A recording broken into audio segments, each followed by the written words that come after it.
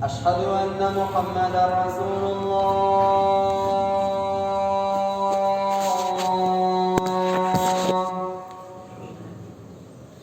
حي على الصلاة.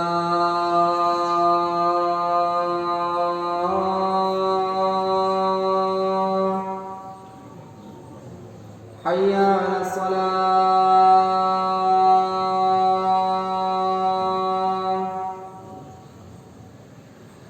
حي على الفلاح.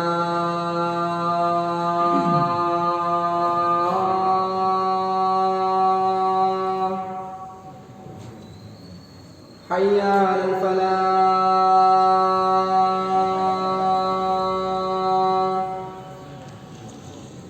الله أكبر الله أكبر. لا إله إلا الله.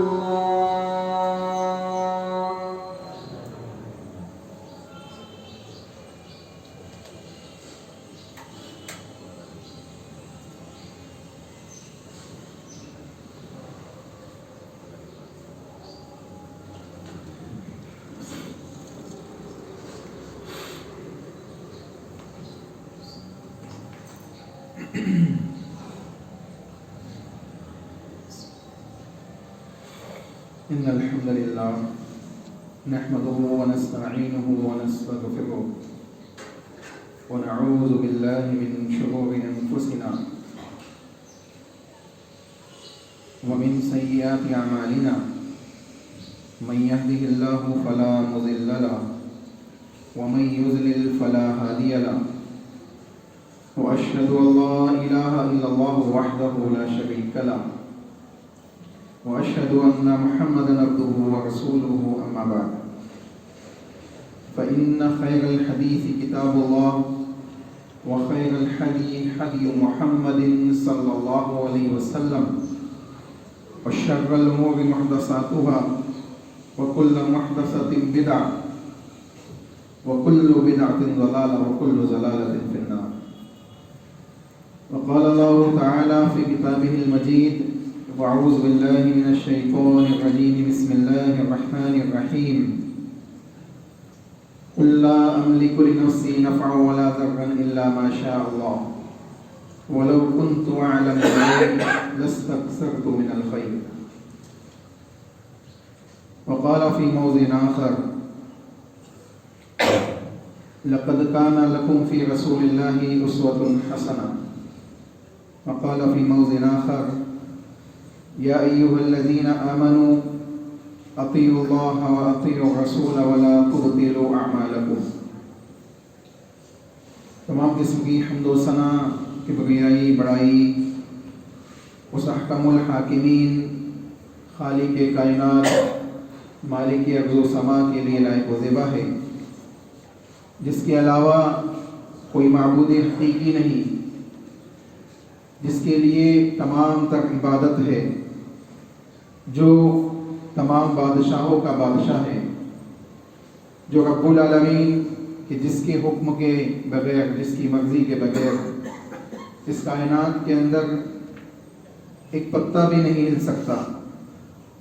انسان کی زندگی، اس کی موت، تمام مخلوقات کی موت اسی کے ہاتھ میں ہے، اور تمام مخلوقات کی زندگیاں بھی اسی کے ہاتھ میں ہیں.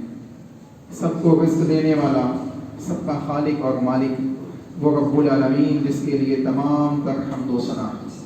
سبحان اللہ و بحمدہ، سبحان اللہ العظیم. انگنت درود و سلام ہو انبیاء کی مقدس جماعت پر، خصوصاً سید المرسلین، رحمت للعالمین، شافی محشر جناب محمد رسول اللہ صلی اللہ علیہ وسلم کی ذات گرامی پر. اللہم صلی علی محمد وعلی آل محمد کما صلیت علی ابراہیم وعلی آل ابراہیم انک حمید مجید. اللہم بارک علی محمد وعلی آل محمد کما بارکت علی ابراہیم وعلی آل ابراہیم انک حمید مجید. دوستو، بزرگوں، نوجوان ساتھیوں، جو آیت کریمہ خطبہ مسنونہ کے بعد آپ کے سامنے پڑھی گئی ہے، اس آیت میں جو باتیں بیان کی گئی ہے اس کو تو انشاءاللہ ہم سنیں گے، لیکن آج قیامت کی علامات میں سے جس سلسلے میں ہم بات کرنے والے ہیں، پہلے وہ موضوع آپ کے سامنے رکھ دیا جائے۔ موضوع ہے نبی اکرم صلی اللہ علیہ وسلم کا آنے والے غیبی امور کے سلسلے میں اطلاع دینا، یعنی اللہ کے نبی صلی اللہ علیہ وسلم نے قیامت تک آنے والی تمام چیزوں کے سلسلے میں جو آزمائش کی ہوگی، فتنوں کی ہوگی، جو قیامت کی نشانیوں میں سے ہوگی، وہ تمام چیزیں بیان کی، اور یہ تمام چیزیں رسول اللہ صلی اللہ علیہ وسلم کا بیان کرنا یہ اس بات کی دلیل ہوتی ہے کہ آپ اللہ کے سچے نبی ہیں۔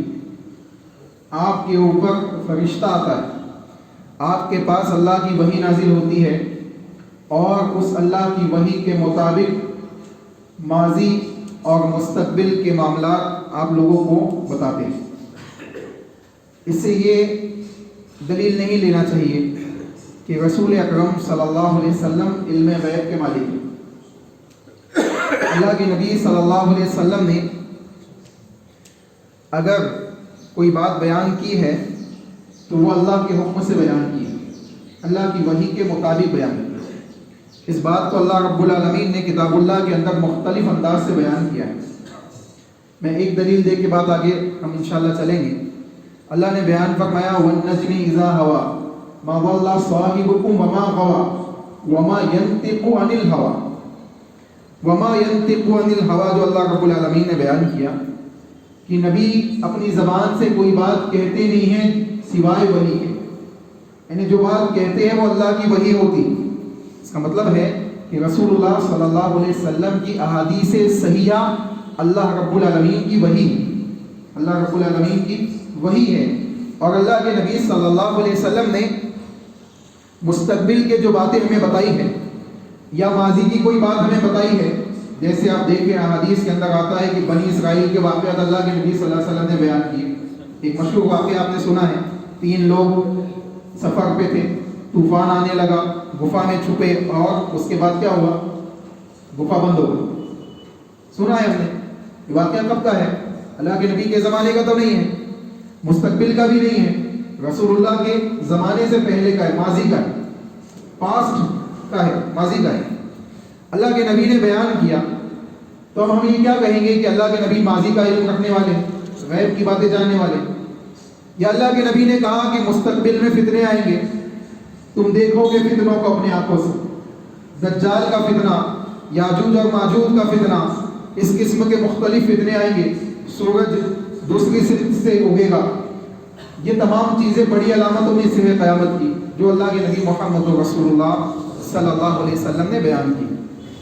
تو کیا مطلب ہوگا کہ اللہ کے نبی مستقبل کا علم رکھتے ہیں؟ نہیں، بلکہ مطلب یہ ہوگا کہ ماضی کا ہو یا مستقبل کا ہو، اللہ رب العالمین نے اللہ کے نبی محمد رسول اللہ صلی اللہ علیہ وسلم کو اس سے مبتلا کیا ہے۔ اللہ نے یہ چیزیں وحی کے ذریعے اللہ کے نبی کو بتائی ہیں، اور اللہ کے نبی نے امت مسلمہ تک یہ باتیں پہنچائی۔ ایک اور دلیل دیکھ لیں مزید بات کو سمجھنے کے لیے۔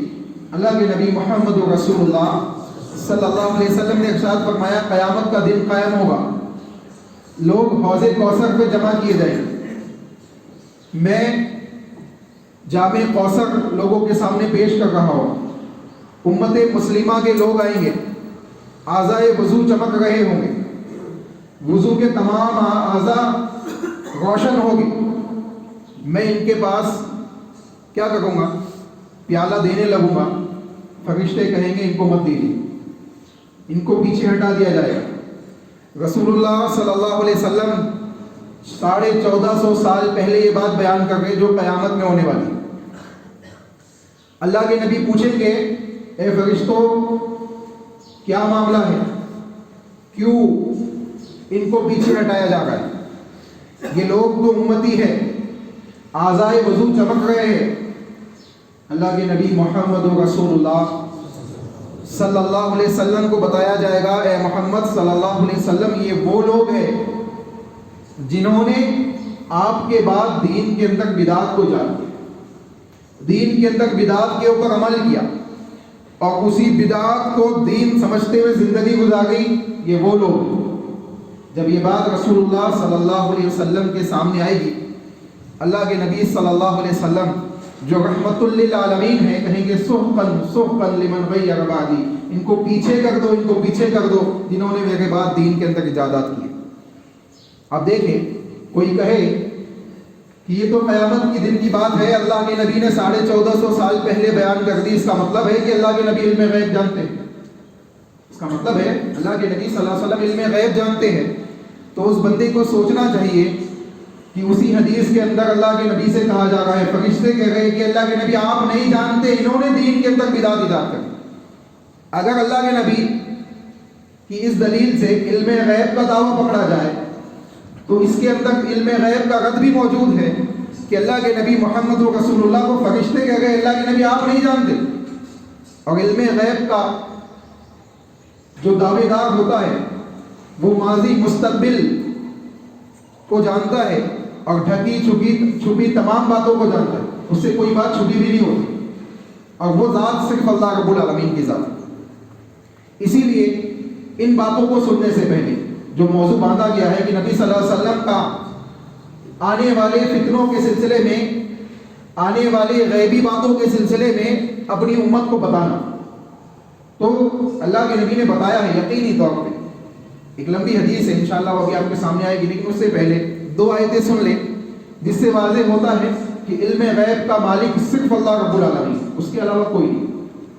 یہ عقیدہ اللہ کے ساتھ خاص ہے، اگر ہم کسی دوسرے کے ساتھ جوڑیں گے تو بہت سے فتنے پیدا ہو جائیں گے، عقیدے بگڑ جائیں گے، معاملات خراب ہو جائیں گے، اللہ کے نزدیک اعمال قبول نہیں ہوگے۔ کیونکہ دل صحیح ہوگا تو جسمانی اعضاء سے کیے گئے اعمال اللہ کے نزدیک قابل قبول ہوں گے۔ آپ کا عقیدہ بگڑا ہوا ہے دل سے تو اللہ کے نزدیک آپ کے اعمال قابل قبول نہیں ہوں گے۔ آئیے آیت کریمہ دیکھتے ہیں۔ اللہ رب العالمین نے بیان کیا قل لا املک لنفسی نفعا ولا ضرا الا ما شاء اللہ۔ اللہ رب العالمین چاہتا تو ڈائریکٹلی کہہ دیتا ہے نبی آپ نہیں جانتے، جو نفع اور نقصان ہم پہنچانے والے ہیں آپ اس کے مالک نہیں ہیں، اور نہ آپ کسی چیز کا یعنی آپ علم غیب کے مالک بھی نہیں ہیں، ڈائریکٹ اللہ کہہ دیتا۔ لیکن اللہ نے جو آیت نازل کی نبی صلی اللہ علیہ وسلم کے اوپر آیت نازل ہو گئی ہے، اور اللہ کے نبی سے کہا جا رہا ہے قل آپ کہہ دیجیے، اے نبی آپ کہہ دیجیے۔ دیکھیں میں نے اس سے پہلے آپ کو بتایا تھا کہ جو باتیں بڑی اہم ہوتی ہے اس کو قل کے ساتھ ذکر کیا جاتا ہے، جیسے قل هو اللہ احد، اے نبی آپ کہہ دیجیے کہ اللہ ایک ہے۔ سورہ اخلاص قل یا ایھا الکافرون قل اعوذ برب الفلق، تو یہ قل کے ساتھ یعنی نبی صلی اللہ علیہ وسلم وہی بھی ہے، اللہ نے قرآن کے اندر آیت نازل کی، یہ کہنے کی ضرورت ہی نہیں کہ نبی آپ کہہ دیجیے، اللہ نے کہا کافی ہے امت مسلمہ کے ماننے کے لیے، لیکن کہا جا رہا ہے اللہ تو کہے گا، اللہ کی بات تو یہ اللہ کا کلام تو ہے ہی، لیکن نبی آپ اپنی زبان سے ان کے سامنے بیان کر دیجئے کہ قل لا املک نفسی نفعا ولا ضرا الا ما شاء اللہ، اے نبی آپ کہہ دیجئے کہ میں کسی چیز کا مالک نہیں، لا املک میں مالک نہیں ہوں، نفسی اپنے نفس کے سلسلے میں بھی، دوسرے کا تو چھوڑ دیجیے، اپنے نفس کو نفع ولا ضرا نفع اور نقصان پہنچانے کا بھی مالک نہیں، میں اپنے نفس کو نفع اور نقصان پہنچانے کا مالک نہیں ہوں۔ کتنی واضح بات ہے، کتنی واضح بات ہے۔ جب محمد رسول اللہ صلی اللہ علیہ وسلم کے سلسلے میں یہ بات کہہ دی جائے کہ اللہ کے نبی آپ اپنی زبان سے لوگوں کے سامنے یہ بات پیش کر دیجئے کہ نفع اور نقصان جو مجھے پہنچتا ہے اس کا مالک بھی میں نہیں ہوں، اللہ کی مرضی کے بغیر نہیں پہنچتا، تو کون شخص بچا ہے دنیا کے اندر جس کے سلسلے میں یہ عقیدہ رکھا جائے کہ یہ نفع نقصان کا مالک ہے؟ آج معاشرے کے اندر ایسے لوگ نہیں ہیں جو اللہ کے علاوہ دوسروں کو نفع اور نقصان کا مالک سمجھتے ہیں۔ مسلمانوں کے اندر دوسروں کی بات نہیں کریں، مسلمانوں کے اندر ایسے لوگ موجود ہیں جو اللہ کے علاوہ مختار کل سمجھتے ہیں کسی کو، جو اللہ کے علاوہ غریبوں کو نوازنے والا سمجھتے ہیں کسی کو، جو اللہ کے علاوہ غوث اعظم سمجھتے ہیں کسی کو۔ کیا ایسے لوگ نہیں ہیں؟ یہ اللہ کی صفات ہے۔ یہ اللہ ہی کے ساتھ خاص ہونی چاہیے، کسی دوسرے کے ساتھ اس کو جوڑا جائے گا تو بندے کا عقیدہ بگڑے گا، وہ شرک کے اندر مبتلا ہوگا۔ چنانچہ کہا گیا آپ کہہ دیجئے نفع ولا ضر الا ما شاء اللہ، میں کسی نفع نقصان کا مالک نہیں ہوں اپنی ذات کے سلسلے میں بھی، الا ما شاء اللہ، مگر جو نفع یا نقصان مجھے پہنچے اللہ کی طرف سے، نفع بھی اللہ کی طرف سے، نقصان بھی اللہ کی طرف سے۔ جنگ احد میں اللہ کے نبی محمد رسول اللہ صلی اللہ علیہ وسلم جو کائنات کی سب سے مقدس شخصیت ہے، اللہ کے نبی محمد رسول اللہ کے گالوں سے خون نکلنے لگتے، مشرکین جب حملہ کرتے ہیں رسول اللہ کے گالوں سے خون نکلنے لگتا ہے، زیغہ گھس جاتی ہے۔ آپ اندازہ لگائے جنگ احد کا یہ واقعہ ہے۔ اسی طریقے سے جب اللہ کے نبی صلی اللہ علیہ وسلم طائف جاتے ہیں تو اللہ کے نبی کو پتھروں سے لوگ پتھر مارتے ہیں، اللہ کے نبی محمد رسول اللہ کا خون بہتا ہوا جوتیوں میں جم جاتا ہے۔ اللہ کے نبی سجدے میں ہیں، ایک شخص آ کے اونٹ کی اوجڑی رسول اللہ صلی اللہ علیہ وسلم کے اوپر رکھ دیتا ہے۔ اب سوچیں یہ تمام نقصانات کیا اللہ چاہتا تو نہیں بچا لیتا؟ یقینی طور پہ اللہ رب العالمین قادر ہے، لیکن اللہ رب العالمین کی مشیت، آپ دیکھیں فرشتوں کو اللہ نے بھیجا نہیں طائف کے موقع پہ، بھیجا کہ نہیں بھیجا؟ احد کے مقام پہ فرشتے نازل ہوئے، اسی طریقے سے جنگ بدر میں اللہ کے فرشتے نازل ہوئے، کس کی مدد کے لیے نازل ہوئے؟ رسول اللہ صلی اللہ علیہ وسلم۔ اور جو مختار کل ہوتا ہے اس کو مدد کی عادت نہیں ہوتی، اور وہ مختار کل صرف اللہ رب العالمین جو ہر چیز پہ قادر مطلق ہے۔ چنانچہ کہا گیا کہ کہہ دیجیے ماشاء اللہ، جو اللہ چاہتا ہے وہی نفع نقصان پہنچتا ہے، اس کے علاوہ کوئی نفع نقصان مجھے نہیں پہنچتا۔ اسی لیے بندے کو اپنا عقیدہ درست کر لینا چاہیے، کسی قسم کی بدشگنی نہیں رکھنا چاہیے۔ بہت سے لوگ آپ کو ملیں گے معاشرے کے اندر، یہ مہینے میں شادی مت کیجیے، یہ دن میں یہ کام مت کیجیے، بلی گزر جائے تو سامنے سے مت جائیے۔ اس قسم کے بدعقیدگی کے ساتھ اب مسلمان زندگی گزار رہا ہے، اس کے عقیدے اس انداز سے بگڑے ہوئے، اللہ کی ذات سے توکل ہٹا ہوا ہے، تو اللہ کی مدد کہاں سے نازل ہوگی؟ کہاں سے اللہ کی مدد نازل ہوگی؟ کہاں سے اللہ کی رحمت نازل ہوگی؟ اللہ رب العالمین کی لعنتیں نازل ہوگی، اور وہی نازل ہو گئی آج ہمارے۔ اللہ ہم سب کی حفاظت فرمائے۔ کہا گیا وَلَوْ كُنْتُ أَعْلَمُ الْغَيْبَ، اے نبی آپ کہہ دیجئے وَلَوْ كُنْتُ أَعْلَمُ الْغَيْبَ، اگر میں غیب کا علم رکھتا، غیب کو جاننے والا ہوتا۔ دیکھیں کتنے واضح الفاظ ہیں، ایک عام انسان جس نے کبھی عربی نہیں پڑھی وہ بھی سمجھ سکتا۔ وَلَوْ اگر، اور اگر، كُنْتُ میں، أَعْلَمُ جانتا، الغیب غیب، اگر میں غیب کو جاننے والا ہوتا، لَسْتَكْثَرْتُ مِنَ الْخَيْرِ، تو کثرت کے ساتھ بھلائیوں کو جمع کر لیتا۔ ایک انسان کو معلوم ہے کہ میں یہاں سے ابھی اٹھ کے جاؤں گا تو مجھے کوئی نقصان ہو جائے گا، تو کیا وہ اٹھ کے جائے گا؟ اس کو معلوم ہے کہ جانے سے، یہاں سے فلاں جگہ سے نکلنے سے مجھے نقصان ہو جائے گا، کوئی چیز مجھ پہ گر جائے گی، وہ نہیں جائے گا۔ کیوں؟ کیونکہ کوئی بھی انسان اپنے آپ کو نقصان پہنچانا نہیں چاہتا۔ اللہ کے نبی محمد رسول اللہ صلی اللہ علیہ وسلم کو یہودیہ نے دعوت دی، مشہور واقعہ آپ کے سامنے موجود ہے۔ اللہ کے نبی کو یہودیوں نے بلایا، اوپر سے چکی کا پارٹ گرانے کی کوشش کی، فرشتہ آیا، اللہ کے نبی کو مطلع کیا گیا، اللہ کے نبی اٹھ کے وہاں سے چلے گئے۔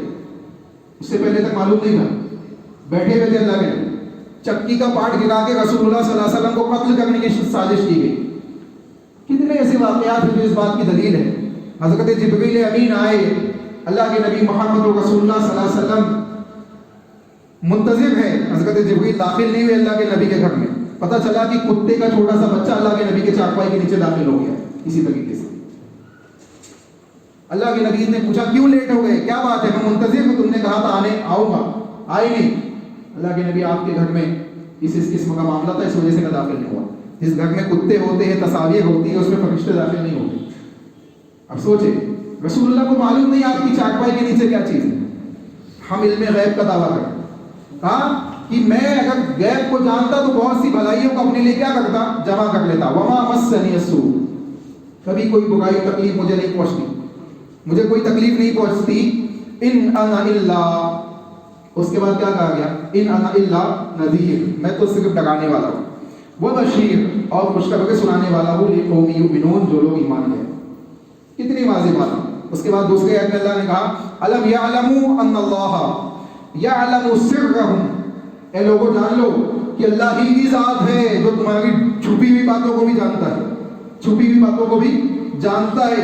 وَنَجْوَاهُمْ، اور جو نجوا کھلے عام تم جو کام کرتے ہو اس کو بھی جانتا ہے، نجوا بھی جانتا ہے، یعنی چھپ کے جو کانا پوسی کے معاملات تم انجام دیتے ہو اس کو بھی اللہ رب العالمین جانتا ہے، اور جو ڈھکی چھپی باتیں اس کو بھی جانتا ہے. کوئی چیز اللہ سے چھپی ہوئی نہیں ہے، مخفی نہیں. وَأَنَّ اللَّهَ، اللہ نے واضح کیا، علام الغیوب، تمام غیوب کا جاننے والا صرف اللہ ہے. صرف کون ہے؟ اللہ رب العالمین ہے. اب دیکھیں، اب آئیے ان نشانیوں کی طرف جو اللہ کے نبی محمد رسول اللہ صلی اللہ علیہ وسلم نے بیان کی ہے. امت کے پاس ایسی باتیں جو غیب کی تھی اللہ کے نبی نے بیان کر دی. ایک اور چیز سمجھ لیں، نبیوں کو بتا دیا جاتا ہے، اللہ وحی کے ذریعے بتاتا ہے، اور اللہ نے یہ بات کتاب اللہ کے اندر بھی بیان کی ہے کہ ہم اپنے نبیوں میں سے جس کو چاہتے ہیں جو بات چاہتے بتا دیتے ہیں، جو بات چاہتے بتا دیتے ہیں. تو اب بتا دیا گیا تو وہ بات تو نبی کو بھی معلوم ہے، نبی کے صحابہ کو بھی معلوم ہے، آنے والی امت مسلمہ کو بھی معلوم ہے، تو اس میں غیب کیا بچا؟ وہ تو علم ہو گیا. وہ کیا ہو گیا؟ علم ہو گیا.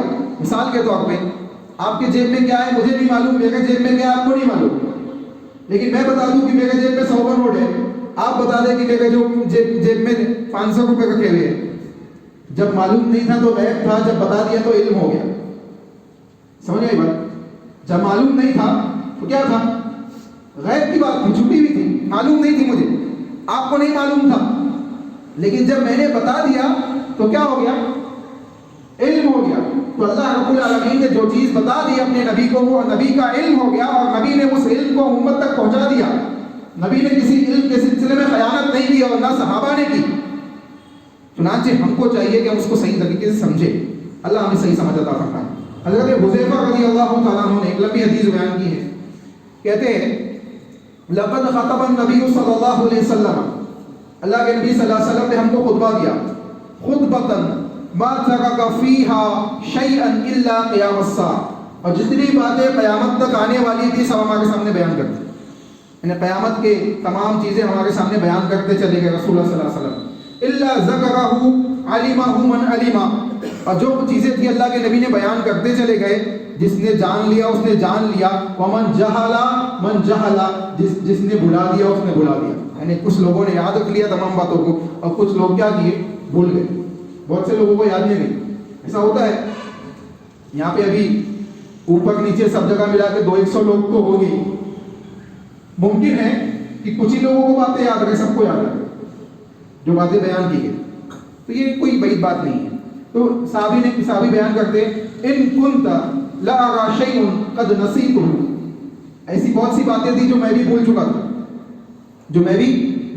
تھا، فأعرفه كما يعرف الرجل الرجل، جیسے ایک آدمی دوسرے آدمی کو پہچانتا ہے، اس انداز سے واضح باتیں رسول اللہ صلی اللہ علیہ وسلم نے بیان کی تھی. لیکن بہت سی باتیں تھی جو ہمارے ذہنوں سے نکل گئی، لیکن جب وہ سامنے آتی، اسے مثال کے طور پہ اللہ کے نبی نے کہا کہ قیامت سے پہلے ایسی چیزیں واقع ہوگی، تو یقینی طور پہ کسی نہ کسی کے زندگی کے سامنے تو باتیں آئے گی مستقبل میں. صحابی کہتے جب وہ باتیں ہمارے سامنے آتی ہم کو یاد آ جاتا کہ اللہ کے نبی نے تو یہ بات کہی تھی، اللہ کے نبی نے تو یہ بات کہی تھی. اذا غاب عنہ فعرفہ، جب ہم اس کو دیکھتے تو ہم اس کو پہچانتے تھے. وہ غیب کی باتیں جس کو کبھی کچھ باتیں ہم بھول گئے تھے، جب اس کو دیکھتے تو اس کو پہچان لیتے. اور حضرت حذیفہ رضی اللہ تعالیٰ عنہ بیان کرتے ہیں کہ اس سلسلے میں قیامت کی علامات کے سلسلے میں سب سے زیادہ مجھے یاد تھا، کیونکہ میں نے اللہ کے نبی کا مکمل خطبہ سنا تھا. خطبے کا انداز سنیں، کیسا خطبہ دیا تھا اللہ کے نبی نے. کوئی ایسا جمعے کا خطبہ نہیں تھا، وہ جمعے کا خطبہ نہیں تھا. کیسا خطبہ تھا اس کو اندازہ لگائے، میں بتاتا ہوں آپ کو. اللہ کے نبی صلی اللہ علیہ وسلم کی انشاءاللہ اس کے بعد والی حدیث میں دیکھیں گے ہم. حضرت حذیفہ رضی اللہ تعالیٰ عنہ مزید بیان کرتے ہیں اخبرنی رسول اللہ صلی اللہ علیہ وسلم بما ہوا قائل الی ان تقوم الساعہ، قیامت تک جو کچھ ہونے والا تھا رسول اللہ صلی اللہ علیہ وسلم نے مجھے بتایا. صرف ان کو ہی نہیں بتایا، دوسرے صحابہ بھی تھے، لیکن انہوں نے کیوں یہ چیز بیان کی کہ انہوں نے کچھ چیزیں سوالن بھی پوچھا. سوالن بھی حضرت حذیفہ کو جستجو تھی کہ آنے والی مستقبل میں کون کون سے فتنے نزول ہوں گے. چنانچہ کہتے ہیں بما ہوا قائل الی ان تقوم الساعہ فما منه شيء الا قد سالته الا انه لم اساله. اور بہت سی چیزیں ایسی تھی جس کے سلسلے میں نے اللہ کے نبی سے سوال بھی کیا، یعنی اللہ کے نبی سے پوچھتا گیا، اللہ کے نبی یہ کیسے ہوگی، یہ کیسے ہوگی، کیسے ہوگی. اس کے بعد کہتے ہیں ما یخرج اہل المدینۃ من المدینۃ، بس میں ایک چیز جو مجھے نہیں معلوم ہے کہ مدینہ والے مدینہ سے کیسے نکالے جائیں گے، میں اللہ کے نبی سے نہیں پوچھ پایا۔ دیکھیں حضرت حذیفہ اتنے واضح الفاظ میں کہہ گئے۔ اب اس کو اندازہ لگائے کہ حضرت حذیفہ اکیلے خطبہ سننے والے تو نہیں تھے، خطبہ سننے والے حضرت حذیفہ اکیلے نہیں تھے۔ اس کا مطلب ہے کہ اللہ کے نبی نے جو خطبہ دیا صحابہ کی ایک بڑی تعداد وہاں موجود تھی۔ اسی لیے آپ دیکھیں جو قیامت کی علامات کے سلسلے میں ہم کو حدیثیں ملتی ہیں، اس کے اندر ایک ہی قسم کی حدیث کے اندر مختلف الفاظ آپ کو مل جائیں گے، مختلف الفاظ مل جائیں گے۔ مثال کے طور پہ یہاں اگر کوئی حدیث بیان کی جائے تو عربی متن تو آپ کو شاید یاد نہ رہے، لیکن مفہوم یاد ذہن میں رہ جائے کہ ہاں اس حدیث کو ہم نے ابھی خطبے میں سنا ہے۔ تو ابھی جب باہر نکل کے 10 لوگوں سے کوئی حدیث پوچھی جائے تو 10 لوگ الگ الگ انداز سے اس کو اپنے اپنے انداز میں بیان کرتے ہیں، لیکن معنی سب کا ایک ہی ہوگا، مطلب سب کا ایک ہی ہوگا، مفہوم سب کا ایک ہی ہوگا۔ جو باتیں وہ بیان کریں گے ایک ہی انداز کی ہوگی، لیکن بیان کرنے کا انداز، الفاظ مختلف ہو سکتے ہیں، مختلف ہو سکتے ہیں۔ چنانچہ حضرت حذیفہ رضی اللہ تعالیٰ عنہ نے اسی چیز کو بیان کیا کہ یعنی خطبے کے اندر بہت سے لوگ تھے۔ اب اس کا اندازہ لگائے کہ خطبہ کیسا تھا۔ آئیے اس لمبی حدیث کو بھی دیکھتے ہیں کہ اللہ کے نبی نے کتنا لمبا خطبہ دیا، اور اللہ کے نبی صلی اللہ علیہ وسلم نے تمام قیامات کی علامات کو اس اکیلے خطبے کے اندر رسول اللہ صلی اللہ علیہ وسلم نے بیان کیا۔ آپ دیکھیں کہتے ہیں ابو زید بن عمرو بن اخطب الانصاری رضی اللہ تعالیٰ عنہ حدیث کے راوی ہے، کہتے ہیں کہ نبی صلی اللہ علیہ وسلم نے صلی فجر وصعد المنبر، فجر کی نماز پڑھی اللہ کے نبی نے، اور منبر رسول پہ اللہ کے نبی صلی اللہ علیہ وسلم چڑھ گئے اللہ کے نبی صلی اللہ علیہ وسلم کہاں؟ منبر رسول پہ۔ فخطبنا، پھر ہم کو خطبہ دیا، حتی حضرت الظہر، یہاں تک کہ ظہر کی نماز آئی۔ ظہر کی نماز جب اس کا وقت آیا، فنزل فصلى، پھر اللہ کے نبی اترے اور نماز ادا کی۔ پھر نماز ادا کرنے کے بعد کیا کیا؟ صعید المنبر، پھر منبر پہ چڑھ گئے۔ حتی حضرت العصر، یہاں تک کہ عصر کی نماز آ گئی۔ فنزل، پھر اللہ کے نبی اترے، فصلى، پھر نماز پڑھی۔ آپ سوچیں خطبہ دے گئے فجر کی نماز سے لے کے ظہر سے عصر اتنا لمبا، اور صحابہ بیٹھے ہیں سنتے ہوئے،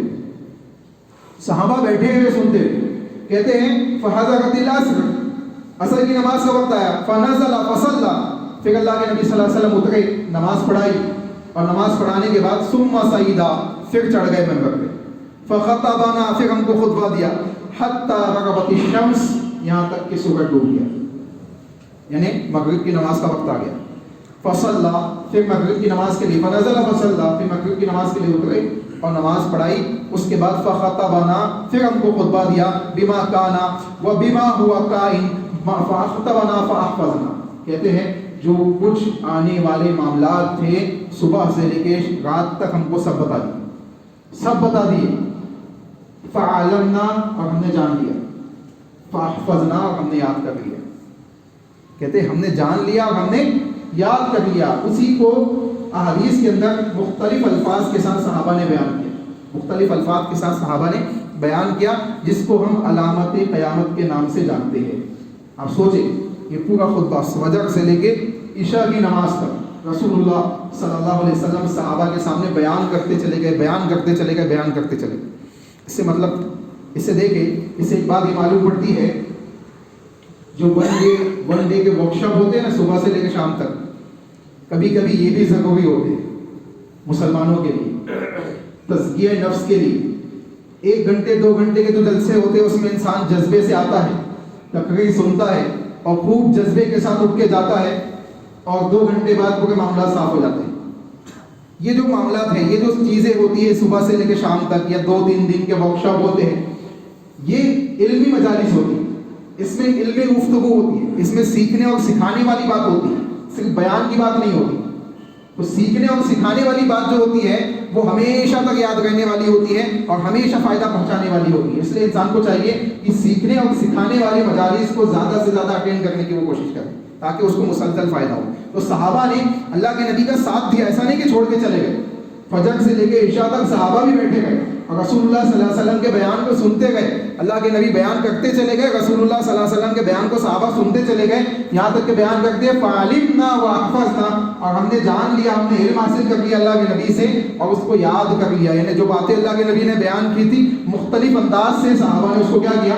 یاد کر لیا. اسی لیے قیامت کی ایک ایک علامت کے اندر مختلف صحابہ آپ کو راوی ملیں گے. اس کی وجہ یہی ہے کہ خطبے کے اندر ایک اکیلے حذیفہ رضی اللہ تعالیٰ عنہ یا ابو زید انصاری رضی اللہ تعالیٰ عنہ نہیں تھے، بلکہ دوسرے مختلف صحابہ بھی موجود تھے جنہوں نے مختلف الفاظ سے اس کو بیان کیا. انشاءاللہ آئندہ آگے کے اس میں ہم انشاءاللہ علامت قیامت کو سٹارٹ کریں گے. اللہ سے دعا ہے کہ جو باتیں ہم نے قرآن و حدیث کی روشنی میں سنی ہے، کتاب و سنت کی روشنی میں سنی ہے، اللہ اس کے مطابق ہمیں اپنی زندگیوں کی اصلاح کرنے کی توفیق عطا فرمائے. جو غلطیاں جو گناہ ہم سے سرزد ہوئے ہیں اللہ اس کو معاف فرمائے. جو نیکیاں جو اعمال صالحہ ہم نے انجام دی اللہ اس کو قبول فرمائے. اللہ اپنی رحمت میں ڈھانپ کر دنیا و آخرت میں ہم کو کامیابی عطا فرمائے. اللہ ہمیں ان لوگوں میں شامل فرمائے جن کے اوپر انعام ہوا ہے. اللہ ان لوگوں میں ہمیں شامل نہ فرمائے جو گمراہ ہوئے ہیں اور جن کے اوپر اللہ کا غضب نازل ہوا ہے. اے اللہ ہم تجھ سے دعا کرتے ہیں کہ تو ارحم الراحمین ہے، تو رحمتوں کا اور تواب ہے، تو غفور رحیم ہے. اے اللہ تو توبہ کو قبول کرنے والا ہے. اے اللہ تو اپنی رحمت سے ہمیں معاف فرما اور ہمارے اعمال صالحہ کو قبول فرما. اے اللہ تو تواب ہے، ہماری توبہ توبۃ النصوحہ کو قبول فرما. ہم توبۃ النصوحہ کرتے ہیں، اللہ ہمیں توبہ کرنے کی، رجوع الی اللہ کرنے کی توفیق عطا فرما. اے اللہ ہمارے دلوں کو عمل صالح کی طرف پھیر دے. اے اللہ گناہوں سے ہمارے دلوں کو محفوظ کر لے، ہمارے جسمانی اعضاء کو گناہوں سے محفوظ کر لے. اے اللہ 5 وقتہ نمازوں کا اہتمام کرنے کی ہمیں توفیق عطا فرما. اے اللہ معاشرے کے اندر پھیلے ہوئے مختلف فتنوں سے ہم تمام کی حفاظت فرما. ہمارے اہل و عیال کی حفاظت فرما. مختلف قسم کی بیماریاں جو پھیلی ہوئی ہے اللہ اس سے ہماری حفاظت فرما. ہمارے اہل و عیال کی حفاظت فرما. ملنے جلنے والوں کی حفاظت فرما. رشتہ داروں کی حفاظت فرما. اہل اسلام کی حفاظت فرما. اے اللہ تو ارحم الراحمین ہے. اے اللہ جیسے رسول اکرم صلی اللہ علیہ وسلم نے تجھ سے دعا مانگی تھی کہ اللہ مدینہ مکہ کے اندر جو دو لوگ ہیں ان میں سے جس کو چاہے جو تیرے نزدیک محبوب ہے ان کو ہدایت فرما. اے اللہ ہم بھی تجھ سے دعا کرتے ہیں جو ظالم اور جابر لوگ دنیا کے اندر موجود ہیں ان میں سے جو تیرے نزدیک محبوب ہے اس کو ہدایت عطا فرما، اور جو محبوب نہیں ہے اور دنیا والوں کے لیے نقصان دہ ہے اللہ ان کو نیست و نابود فرما. اے اللہ ان کو نیست و نابود فرما. اے اللہ ان کو نیست و نابود فرما. اے اللہ ہمارے گناہوں کو معاف فرما. اے اللہ میدان محشر میں جب لوگ نفسی میں ڈوبے ہوئے ہوں گے اے اللہ عرش کے نیچے سایہ عطا فرما. حوض کوثر سے جام عطا فرما. اپنی رحمت میں ڈھانپ کر ہمیں جنت الفردوس میں جگہ عطا فرما. اے اللہ ہم گنہگار ہیں، خطا کار ہے، ہمارے گناہ آسمان و زمین کو بھر چکے ہیں. اے اللہ ہمارے گناہوں سے فساد پھیلا ہوا ہے تمام جگہوں پہ. اے اللہ تو اپنی رحمت سے ہمارے گناہوں کو صاف کر دے. اے اللہ تو اپنی رحمت سے ہمارے گناہوں کو معاف کر دے. اے اللہ ہمارے اعمال ایسے نہیں ہیں کہ ہم اپنے اعمال کا وسیلہ دے کے تجھ سے سوال کر سکے. اے اللہ تیری صفات کا، تیرے اسماء و صفات کا وسیلہ دے کے تجھ سے سوال کرتے ہیں کہ تو ہمارے گناہوں کو صاف کر دے، تو ہمارے گناہوں کو معاف کر دے. اے اللہ ہمارے نامہ اعمال کو گناہوں سے صاف کر دے. اے اللہ ہمیں سیدھے ہاتھ والوں میں داخلہ عطا فرما. سیدھے ہاتھ میں نامہ اعمال ملنے والوں میں داخلہ عطا فرما. اے اللہ بنا حساب و کتاب جنت میں جانے والے لوگوں میں داخلہ عطا فرما. اے اللہ جو لوگ موجود ہیں ان کو اللہ اس کے رسول کے راستے پہ چلنے کی توفیق عطا فرما. اے اللہ اللہ کی عبادات کے ساتھ زندگی گزارنے کی توفیق عطا فرما. رسول اللہ صلی اللہ علیہ وسلم کی اطاعت کے ساتھ زندگی گزارنے کی توفیق عطا فرما. منہج صحابہ کے اوپر چلنے کی توفیق عطا فرما. اے اللہ جو لوگ اس دنیا سے جا چکے ہیں ان کی مغفرت فرما. ان کی قبروں کو جنت کا باغ بنا. ان کے لیے جنت کی بستریں کو بچھا دے. ان کے لیے جنت کی کھڑکیوں کو کھول دے. اے اللہ ان کو عذاب قبر سے محفوظ فرما. اے اللہ ان کے آگے کے معاملات کو آسان فرما. اے اللہ جو لوگ بیمار ہیں مریض ہیں ان کو شفائے کاملہ عاجل عطا فرما. اے اللہ جو لوگ بیمار ہیں مریض ہیں ان کو شفائے کاملہ عاجل عطا فرما. اے اللہ ہماری روزی روٹی میں خیر و برکت عطا فرما. اے اللہ جو رزق حلال کے لیے متلاشی ہے اللہ ان کے لیے رزق حلال کے راستوں کو آسان فرما. اے اللہ حرام چیزوں کے راستوں کو مشکل کر دے کہ مسلمان اس طرف جائے نہ. اے اللہ رزق حلال کے راستوں کو آسان فرما. اے اللہ رزق حلال کے راستوں کو آسان فرما. اے اللہ رزق حرام سے ہم تمام کی حفاظت فرما. آمین. اے اللہ جو دعائیں ٹوٹے پھوٹے انداز میں تجھ سے مانگی گئی ہے اس کو قبول فرما. اے اللہ یہ مسجدیں تیرے گھر ہے اے اللہ ان کی حفاظت فرما. اے اللہ زمین میں جہاں جہاں یہ میناریں موجود ہیں یہ مسجدیں موجود ہیں اے اللہ ان کی حفاظت فرما. ان سے بلند ہونے والی نداؤں کی حفاظت فرما. اس میں خدمات کو انجام دینے والے لوگوں کی حفاظت فرما. اے اللہ کسی بھی طریقے سے اس کا معاون بننے والے لوگوں کی حفاظت فرما. آمین. اے اللہ جو دعائیں مانگی گئی اس کو قبول فرما. ربنا تقبل منا انك انت السميع العليم وتب علينا انك انت التواب الرحيم برحمتك يا ارحم الراحمين.